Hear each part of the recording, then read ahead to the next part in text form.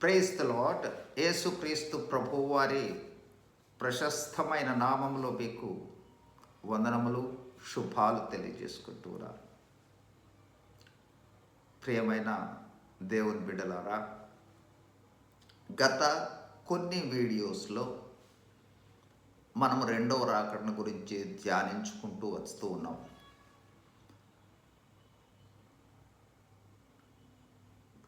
గత 3 వీడియోస్ క్రితము రాకడలో సంఘము ఎత్తబడుతుందని, అంటే యేసు ప్రభువు మధ్యాకాశానికి వచ్చినప్పుడు సంఘము ఎత్తబడుతుంది అనే విషయాన్ని మనం ధ్యానించుకున్నాం.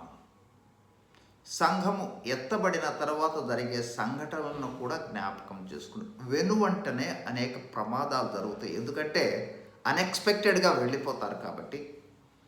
ఆ తర్వాత 3 రకాలైన తీర్పులు 7 ఏండ్ల కాలంలో జరుగుతాయి అనే విషయాన్ని జ్ఞాపకం చేసుకున్నాం. వాటిలో ఒకటేమో 7 ముద్రల తీర్పులు, రెండవదేమో 7 బూరల తీర్పులు, మూడవదేమో 7 పాత్రల తీర్పులు. ఈరోజు మనము సంక్షిప్తంగా 7 ఏండ్ల కాలంలో పరిపాలన ఏ విధంగా ఉంటుంది, ఎవరు పరిపాలన చేస్తారు, ఎట్లా పరిపాలన చేస్తారు అనే విషయాలను అతి క్లుప్తంగా జ్ఞాపకం చేసుకోబోతా ఉన్నాం. ఒకసారి గమనించినట్లయితే 7 ఏండ్ల కాలంలో పరిపాలన చేసేది దుష్ట త్రిత్వము పరిపాలన చేస్తుంది. దుష్ట త్రిత్వము ఏ విధంగా తండ్రి, కుమార, పరిశుద్ధాత్మ ఉన్నారో ఆ విధంగానే దుష్ట త్రయము కూడా ఉంది. ఈ దుష్ట త్రయాన్నే ఏమంటారంటే, ఒకటేమో సాతాను, రెండవదేమో అంత్యక్రీస్తు, మూడవది అబద్ధ ప్రవక్త. సాతాను, అంత్యక్రీస్తు, అబద్ధ ప్రవక్త. సాతానుని బైబిల్ గ్రంథంలో, ప్రకటన గ్రంథంలో ఘట సర్పంగా చెప్పబడింది. చూడండి, ఘట సర్పాన్ని చూపిస్తాను ఒకసారి. 13వ అధ్యాయంలోనే ఈ ముగ్గురు కనిపిస్తారు. 1-2 వచనాలు చదువుతాను, చూడండి.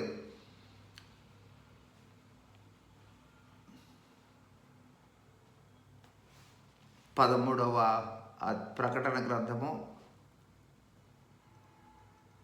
13:4. ఆ మృగమునకు అధికారం ఇచ్చినందున వారు ఘట సర్పమునకు నమస్కారము చేసిరి, మరియు ఈ మృగముతో సాటి ఎవడు దానితో యుద్ధం అని చెప్పుకొనుచు ఆ నమస్కారము చేసిరి. అట్లాగే పైన కూడా ఉంది చూడండి, దానికి ఆ ఘట సర్పము 2వ వచనంలో ఉంది. అట్లాగే 12వ అధ్యాయంలో 3వ వచనంలో చూస్తే, అంతటా పరలోకమందు ఇంకొక సూచన కనపడను. ఇదిగో ఎర్రని మహాఘట సర్పము, దానికి 7 తలలను 10 కొమ్ములను ఉండెను. ఈ ఘట సర్పము సాతానునికి సూచన. ఇక రెండవది అంత్యక్రీస్తు.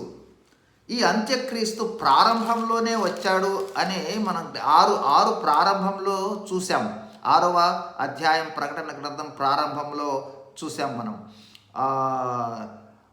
2వ వచనం, మరియు నేను చూడగా ఇదిగో ఒక తెల్లని గుర్రం కనపడేను, దాని మీద ఒకడు విల్లు పట్టుకుని కూర్చుండి ఉండెను, అతనికి ఒక కిరీటం వేయను, అతను జయించుచు బాయిలో వెళ్ళాను. అంటే 7 ఏండ్ల శ్రమకాల ప్రారంభంలోనే అంత్యక్రీస్తు వచ్చేసి పరిపాలన సాగించేస్తాడు. ఆ అంత్యక్రీస్తును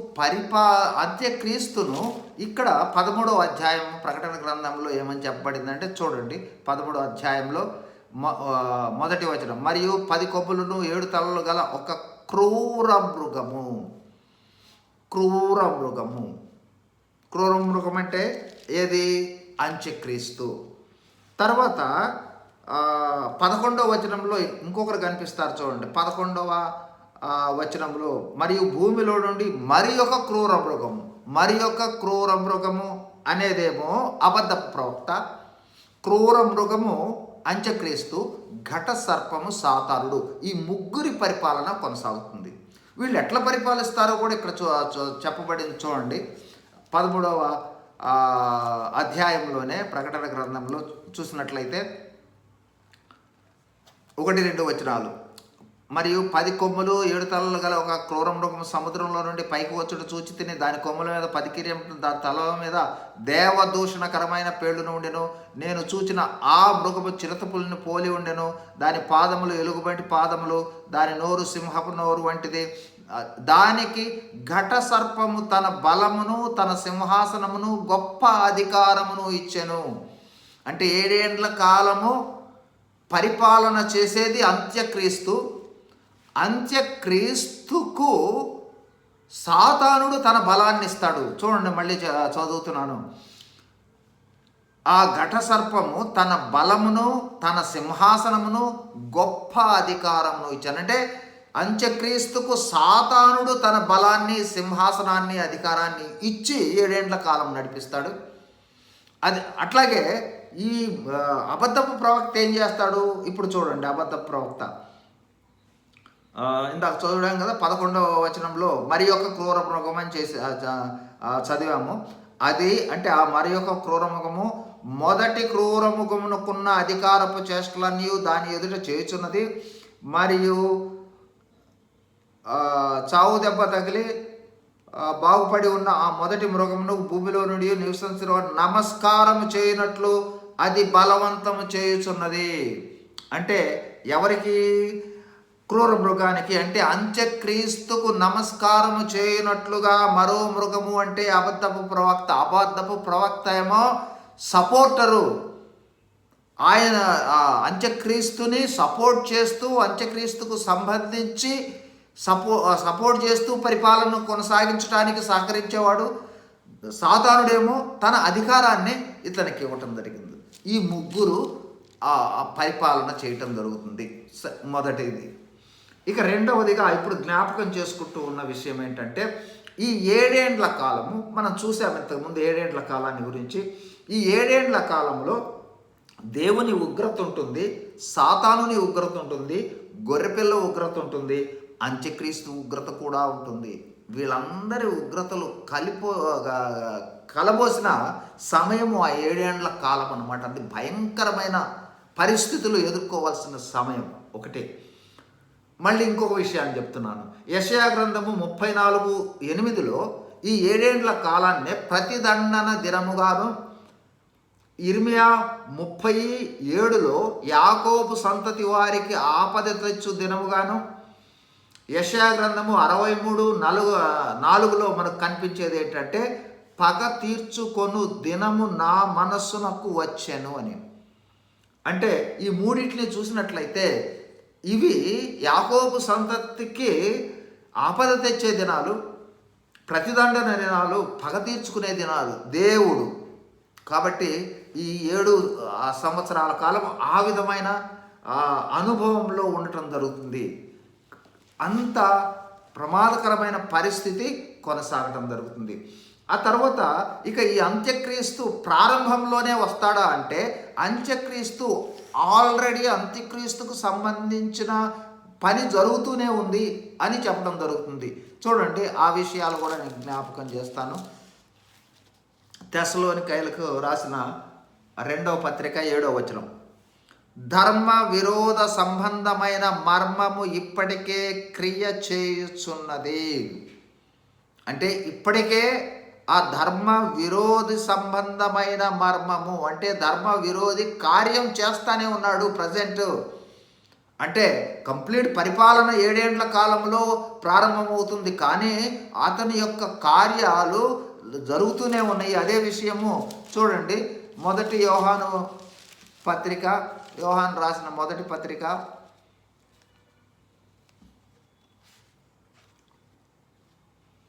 4వ అధ్యాయము 3వ వచనం, 2-3 కలిసి ఉన్నాయి.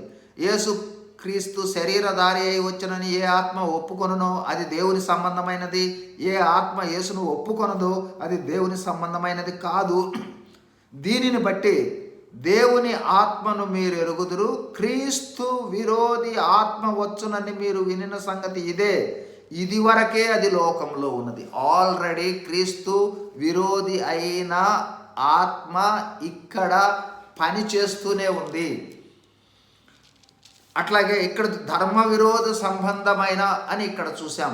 అంటే ఆ అంత్యక్రీస్తు యొక్క కార్యాలు జరుగుతూ ఉన్నాయి, కానీ పరిపాలన రావటం అనేది 7 ఏండ్ల శ్రమకాలంలో వస్తుందంటే రాకడలో ఎత్తబడిన తర్వాత 7 ఏండ్ల కాలము ఆ సమయంలో రావడం జరుగుతుంది.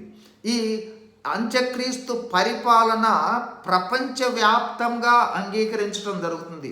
ఎందుకంటే అంత్యక్రీస్తు పరిపాలన వచ్చినప్పుడు ప్రపంచం అంతా ఒకే ప్రపంచ నాయకుడు ఉంటాడు, ఒకే ప్రపంచ ప్రభుత్వం ఉంటుంది, ఒకే ప్రపంచ ద్రవ్యం ఉంటుంది, ఒకే ప్రపంచ మతం ఉంటుంది.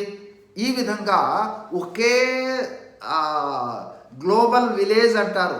ఆ విధంగా అంటే గ్లోబ్ అంతా కూడా ఒక విలేజ్ లాగా తయారవుతుంది అనమాట. కాబట్టి ఒకే నాయకుడు ఉండటం జరుగుతుంది, ఒకే కరెన్సీ ఉండటం జరుగుతుంది. కాబట్టి ఆ విధమైన అనుభవంలో ఈ 7 ఏండ్ల కాలము కొనసాగుతుంది అనేది మనము గ్రహించాలి. ఇక తర్వాత ప్రారంభంలో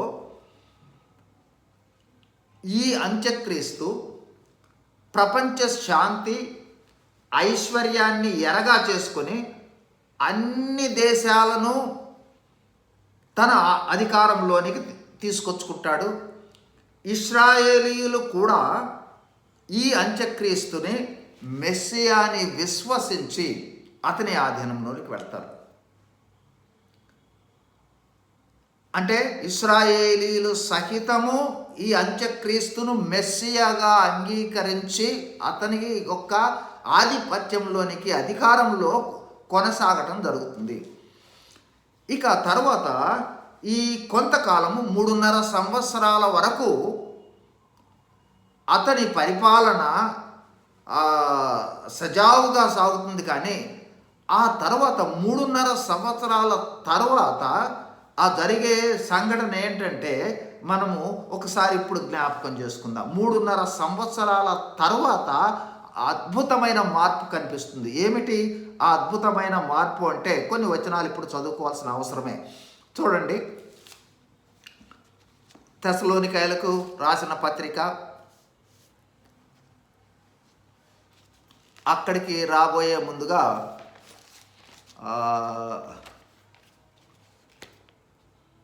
దానియేలు గ్రంథము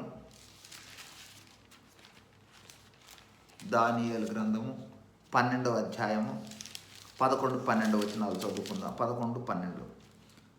3.5 సంవత్సరాల వరకు అంగీకారంతో కొనసాగించిన ఈ అంత్యక్రీస్తు 3.5 సంవత్సరాల తర్వాత చేసే పని ఏమిటంటే చూడండి, అనుదిన బలి నిలుపు చేయు కాలము మొదలుకొని నాశనము చేయు హేయమైన దానిని నిలవబెట్టు వరకు 1290 దినములగును. 1330 దినములు తాళుకొని కనిపెట్టువాడు ధన్యుడు. అంటే చివరి 3.5 సంవత్సరంలో అనుదిన బలి నిలిపేయబడుతుంది.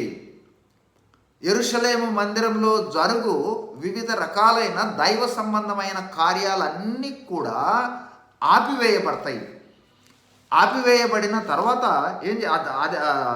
ఆపివేయబడిన దానినే అంటే అప్పుడు కానీ అంత్యక్రీస్తు బయటపడడు. అప్పటిదాకా ప్రపంచాన్ని ఏలే వాడిగా అందరికీ కనిపించడం జరుగుతుంది. కానీ ఆ సమయంలో యెరూషలేము ప్రజలు యెరూషలేము అంటే ఇశ్రాయేలీయులు అతను అప్పుడు గుర్తించడం జరుగుతుంది.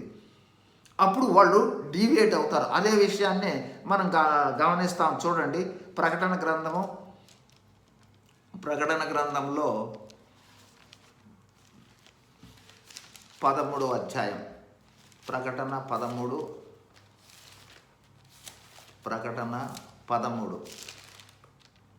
15వ వచనం చదువుతున్నాం. చూడండి, మరియు ఆ మృగము యొక్క ప్రతిమ మాటలాడునట్లును ఆ మృగము యొక్క ప్రతిమకు నమస్కారము చేయని వారిని హతము చేయనట్లును ఆ మృగము యొక్క ప్రతిమకు ప్రాణమిచ్చుటకై దానికి అధికారం ఇవ్వబడును.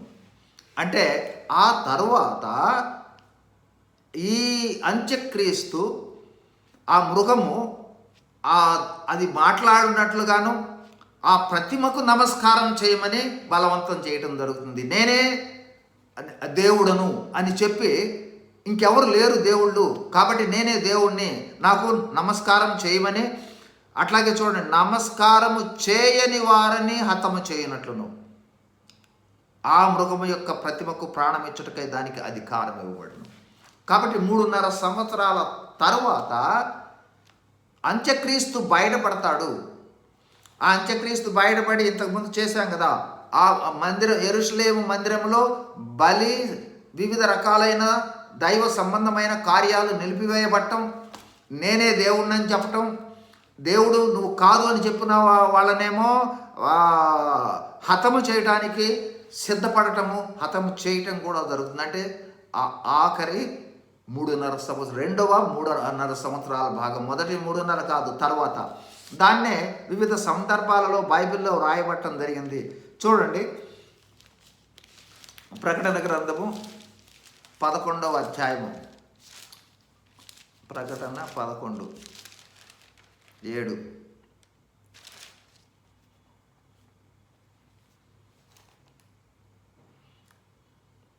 వారు సాక్ష్యము చెప్పడం ముగింపగానే అగాధంలో నుండి వచ్చి క్రూరమృగం వారితో యుద్ధం చేసి జయించి వారిని చంపును. చూడండి ఇక్కడ ఎంత పవర్ఫుల్గా ఉన్నాడు అనేది. క్రూరమృగం అంటే అంత్యక్రీస్తు. అట్లాగే చూడండి, తెస్సలోనికాయలకు రాసిన 2వ పత్రిక, 2వ తెస్సలోనికాయలు 3:4 ఈ అంత్యక్రీస్తునే ఇక్కడ ఈ పదముతో వాడటం జరిగింది. చూడండి ఒకసారి మీరు, త్వరపల్లి చంచల మనస్కులు కాకుండా వలెననే 3:4 చదువుతున్నాను. మొదట భ్రష్టత్వం సంభవించి నాశన పుత్రుడు, అంత్యక్రీస్తుకి ఇక్కడ పేరు నాశన పుత్రుడగు పాప పురుషుడు, నాశన పాత్రుడకు పాప పురుషుడు బయటపడితే కానీ ఆ దినము రాదు. ఏది దేవుడను, ఏది పూజింపబడును దాన్ని అంతటిని ఎదిరించవచ్చు, దానికంతటికి వాడు తన్నే హెచ్చించుకొనుచు, తాను దేవుడునని తను కనుపరుచుకొచ్చు, దేవుని ఆలయంలో కూర్చుండును గనుక ఏ విధమైన ఎవడైనా మిమ్మల్ని మోసపరచనీయకుడు. గమనించారా? 3.5 సంవత్సరాల తర్వాత ఎవరు? ఈ పాప పురుషుడు, నాశన పాత్రుడకు పాప పురుషుడు బయటపడతాడు. ఏది దేవుడు అనబడునో, ఏది పూజింపబడునో దాని అన్నిటినీ ఎదిరించి నేనే దేవుణ్ణి, నన్ను పూజించమని అని ఆలయంలో కూర్చుంటంతో యూదులు ఇతడు నిజమైన మెస్సియా కాదు అని డీవియేట్ అవ్వటం జరుగుతుంది. దాంతో ఇంకా శ్రమలు ప్రారంభమవుతాయి. అదే చూడండి, ఇప్పుడు ఇంకొక విషయాన్ని జ్ఞాపకం చేసుకుందాం. ప్రకటన గ్రంథంలోనే ఇక్కడ నాశనపుత్రుడు అన్నాం కదా, ఇంకొక మాట చూద్దాం. ఇతనికి పాప పురుషుడు, నాశనపుత్రుడు, అట్లాగే నాశన పాత్రుడు, ధర్మ విరోధి. అట్లాగే మత్తయి సువార్త 24:15లో ఇంకొక పదాన్ని ఉపయోగించడం జరిగింది. మత్తయి సువార్త 24:15. కాబట్టి ప్రవక్త అయిన దానియేలు ద్వారా చెప్పండి, నాశనకరమైన హేయ వస్తువు, తర్వాత నాశన పాత్రుడు, పాప పురుషుడు, ధర్మ విరోధి అయిన ఈ అంత్యక్రీస్తు 3.5 సంవత్సరాల తర్వాత యెరూషలేము మందిరములో బలు నిలిపివేయబడి కార్యక్రమాలన్నింటినీ ఆపివేసి నేనే దేవుడిని, నన్నే మొక్కండి లేకపోతే మరణానికి అప్పగించే స్థితికి మార్పు చెందడం జరుగుతుంది. దానివల్ల యూదులు డీవియేట్ అవడం జరుగుతుంది. తద్వారా వాళ్ళు బహుశ్రమలు, ఘోరమైన శ్రమల్లోనికి వెళ్ళిపోతారు. ఎంత శ్రమల్లోనికి వెళ్తారు అంటే చూడండి, ఇప్పుడు 2 విషయాలను జ్ఞాపకం చేసుకోబోతా ఉన్నాం. ప్రకటన గ్రంథము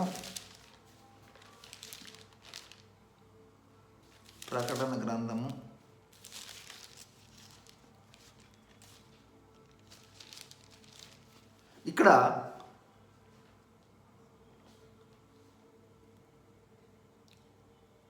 16-17 వచనాలు చదువుతున్నాను. కాగా కొద్దివారు గొప్పవారు, ధనికులు కానీ దరిద్రులు కానీ స్వతంత్రులు కానీ దాసులు కానీ అందరూ తమ కుడి చేత మీదను తమ నొసటి ఎందైనను ముద్ర వేయించుకున్నట్లు, ఆ ముద్ర అనగా ఆ మృగం పేరైనను దాని పేరిట సంఖ్య అయిన గలవాడు తప్ప క్రయ విక్రయములు చేయుటకు మరి ఎవనికి అధికారము లేకుండానట్లు అది వారిని బలవంతం చేయను. ముద్ర వేయించుకోవాలి నొసటి మీద, ఆ కుడి చేతి మీద నొసటి మీద ముద్ర వేయించుకోకపోతే క్రయాలు అంటే అమ్మకాలు లేదు, కొనుగోలు చేయడానికి వీల్లేదు. అంత ఘోరమైన పరిస్థితి రావడం జరుగుతుంది.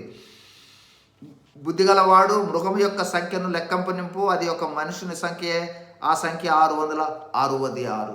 కాబట్టి 666 సంఖ్య అనేది వేయించుకుంటేనే, అది కుడి చేత మీద కానీ నొసటి మీద కానీ వేయించుకుంటేనే వాళ్ళు కొనటానికి లేదా అమ్మటానికి కుదరదు. అంటే భయంకరమైన పరిస్థితుల్లో బ్రతకలేని స్థితి ఏర్పడుతుంది. ఆ అంత్యక్రీస్తుకు మ్రొక్కకపోయినట్లయితే దుర్భరమైన పరిస్థితి, బ్రతకలేని పరిస్థితి, ఆహారం దొరకని పరిస్థితి. ఇది ఒక విధమైన పరిస్థితి అయితే, ఇంకొక పరిస్థితి చూడండి 16వ అధ్యాయంలో దేవుని ఉగ్రత. ఇక్కడ ఇది ఎట్లా వస్తుందో చూడండి.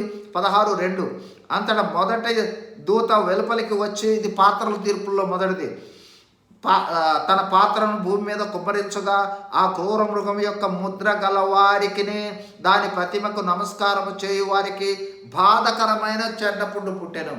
వేయించకపోతేనేమో అంత్యక్రీస్తు మరణానికి అప్పగిస్తాడు, వేయించుకుంటేనేమో దేవుని యొక్క ఉగ్రత మీద వస్తుంది, చెడ్డ పుండు పుట్టెను. ఎంత భయంకరమైన పరిస్థితులు ఆఖరి 3.5 సంవత్సరాలు కొనసాగటం అనేది జరుగుతుంది.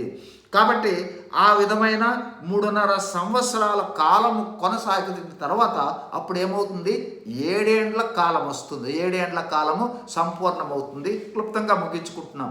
7 ఏండ్ల కాలం సంపూర్ణమవుతుంది. 7 ఏండ్లు ముగిసిన తర్వాత మనకు జరగబోయే విషయాలను జ్ఞాపకం చేస్తున్నాం. 7 ఏండ్లు ముగిసిన తర్వాత మనము 19వ అధ్యాయంలో చూస్తున్నాము. 19వ అధ్యాయం 19వ వచనం నుండి, మరియు ఆ గుర్రం మీద కూర్చున్న వానితోనూ సేనతోనూ యుద్ధం చేయుటకై ఆ క్రూరముగును భూరాజులను వారి సేనలను కూడి ఉండగా చూచి తిని, అప్పుడు ఆ మృగమును దాని ఎదుట సూచక్రియలు చేసి దాని ముద్రను వేయించుకున్న వారిని, మృగం ప్రతికి నమస్కరించిన వారిని మోసపరిచిన అబద్ధ ప్రవక్తయు పట్టుబడి వారిద్దరు గంధకంలో మండు అగ్నిగుండంలో ప్రాణంతో వేయబడి. యేసు ప్రభు 7 ఏండ్ల కాలం తర్వాత దిగి వచ్చినప్పుడు జరిగే ప్రారంభ పని ఏమిటంటే, అంత్యక్రీస్తును అబద్ధపు ప్రవక్తను వీళ్ళిద్దరినీ కూడా అగ్నిగుండంలో వేయటం జరుగుతుంది. ఇక వీళ్ళకి సహకరించిన వాళ్ళు, వీళ్ళ సైన్యం ఉంటే వాళ్ళు ఏం చేయబడతారో చూద్దాం. చూడండి, పట్టుబడి వారిద్దరూ గంధకములో మండు అగ్నిగుండంలో ప్రాణంతోనే వేయబడి, కడగము వారు గుర్రం మీద కూర్చున్న వారి నోట నుండి వచ్చిన ఖడ్గము చేత వధింపబడి వారి మాంసము పక్షులన్నీ కడుపారు తినెను. కాబట్టి 7 ఏండ్ల ముగింపు కాలంలో యేసుక్రీస్తు ప్రభువారు మధ్య ఆకాశం నుండి క్రిందకు దిగగానే మొట్టమొదట జరిగేది యుద్ధం జరుగుతుంది. అంత్యక్రీస్తు అబద్ధపు ప్రవక్త వారికి సంబంధించిన వాళ్ళతో యుద్ధం జరుగుతుంది. అయితే అక్కడ పోరాటం ఏం జరగదు. పైనుంచి ప్రభువు వచ్చిన తర్వాత వాళ్ళిద్దరిని, అంత్యక్రీస్తు అబద్ధ ప్రవక్తని అగ్నిగుండంలో వేసేస్తారు. మిగిలిన వాళ్ళని యేసు ప్రభువారు తన నోటి నుండి వచ్చే ఖడ్గముతో చంపివేసేస్తాడు. ఇద్దరు అయిపోయారు కదా పరిపాలన చేసేవాళ్ళు. మూడో అతనేమో అంటే ఇంకొక ఎవరు మిగిలారు, సాతానుడు ఉన్నాడు. ఈ సాతానునికి సంబంధించి తర్వాత రాయబడింది చూడు 20లో. మరియు పెద్ద సంఖ్యలను చేత పట్టుకొని అగాధం యొక్క తాళం చెవులు గల ఒక దేవదూత పరలోకం నుండి దిగివచ్చుట, అతడు ఆది సర్పమును అంటే సాతానుని అనగా అపవాదియు సాతానును అను ఆ ఘట సర్పమును పట్టుకొని 1000 సంవత్సరములు వారిని బంధించి అగాధములో పడవేసి, ఆ 1000 సంవత్సరములు గడుచు వరకు ఇక జనములను మోసపరచుకున్నట్లు అగాధమును మూసి దానికి ముద్ర వేసెను. అటు తర్వాత వాడు కొంచెం కాలం తర్వాత విడిచిపెట్టాడు. అగాధములో 1000 ఏండ్ల కాలము సాతానుని బంధించడం జరుగుతుంది. అయితే 1000 ఏండ్ల తర్వాత మళ్ళీ బయటకు వస్తాడు. 1000 ఏండ్ల కాలము ఈ ముగ్గురు, అంటే యేసు ప్రభువు భూమి మీదకి వచ్చిన తర్వాత జరిగే సంఘటనలలో అబద్ధపు ప్రవక్త, అంత్యక్రీస్తు అగ్నిగుండంలో పడతారు. అపవాది లేదా సాతానుడేమో బంధించబడతాడు. ఎక్కడ ఘటసర్పంను 1000 ఏళ్ళు అగాధములో బంధిస్తారు. ఈ విధంగా ఈ ముగ్గురి యొక్క పరిపాలన సమాప్తమైపోతుంది. ఆ తర్వాత 1000 ఏండ్ల పరిపాలన రావడం జరుగుతుంది. ఇది క్లుప్తంగా ఆ 7 ఏండ్ల కాలంలో జరిగే సంఘటనలను గురించి క్లుప్తంగా మీ గమనంలోనికి తీసుకుని వచ్చాను. ఆ తర్వాత నెక్స్ట్ వీడియోలో క్లుప్తంగా ఆ 7 ఏండ్ల కాలంలో వాక్యం అనేది ఉందా, వాక్యం వెళుతుందా, వాక్య పరిచర్య జరుగుతుందా, రక్షింపబడతారా అనే విషయాలను గురించి క్లుప్తంగా కొన్ని విషయాలు జ్ఞాపకం చేసుకొని మన 2వ రాకడ వీడియోలో కంటిన్యూ అవుదాం. మీకు ప్రైజ్ ది లార్డ్.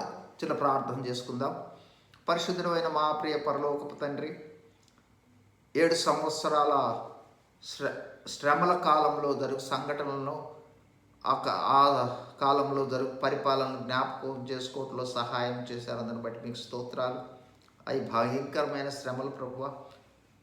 వాటిలోనికి వెళ్లకుండా మేము రాకడలో ఎత్తబడినట్లుగా జ్ఞాపకం చేసుకునండి. అంతేకాదు, రక్షణలోనికి లేని వారు కూడా ఆ శ్రమలలోనికి వెళ్లకుండా ఉండునట్లుగా ప్రభువా వారిని మీరు జ్ఞాపకం చేసుకుని దేవా వారి వద్దకు మీ వాక్యాన్ని పంపి మారు మనసు రక్షణ ద్వారా వారు కూడా రాకడలో ఎత్తబడువారుగా జ్ఞాపకం చేసుకునండి. అందుకొరకై మేము కూడా ప్రభువా మీ సువార్తను ప్రకటించి అనేకులను ఆ ఉగ్రత నుండి తప్పించినట్లుగా తండ్రి మేము కూడా ప్రయాసపడటానికి మీ యొక్క ఆత్మ సహాయాన్ని దయచేయమని వేడుకుంటూ ప్రభువా ఇంటి ఉన్న ప్రతి ఒక్కరిని కూడా మీ దయగలిగిన హస్తాలను చాపి దీవించమని యేసు ప్రభు వారి ప్రశస్తమైన నామంలోనే వందనములు చెల్లిస్తూ వేడుకొంచున్నాము తండ్రి. ఆమెన్. Praise the lord.